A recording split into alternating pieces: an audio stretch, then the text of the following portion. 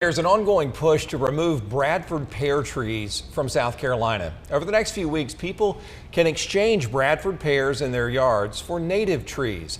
The story from Aiken Bureau Chief Sean Cabbage-Stock. I'm looking for some yard trees that just low plant. It blooms every spring as long as they can. David Seacrest is no stranger to Bradford pears. Some years ago, one was just growing so big you couldn't keep them pruned down, and they started splitting, and it came down. They were kind of universally looked at as a great thing. They were pretty in the spring, pretty in the fall, very low maintenance. South Carolina has a lot of them, but some want to change that.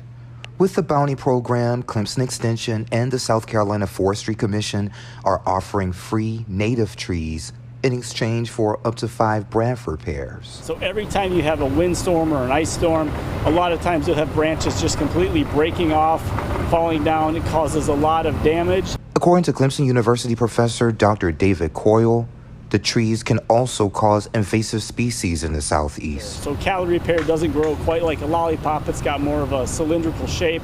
Great big thorns. They can be up to 3 inches long, and they get spread kind of all over the place when birds eat the berries and then go fly and do the things birds do.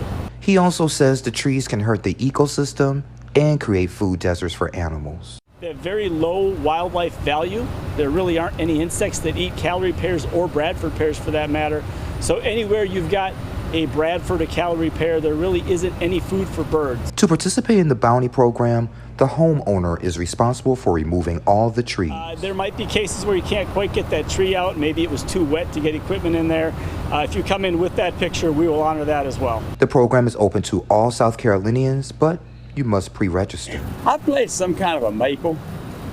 It would grow slow and have beautiful fall foliage with the red leaves and stuff in Tennessee. But I haven't been back and seen how they're doing, but when I left, they were growing well. In Aiken, I'm Aiken Bureau Chief Sean Cabbage-Stock, WJBF News Channel 6.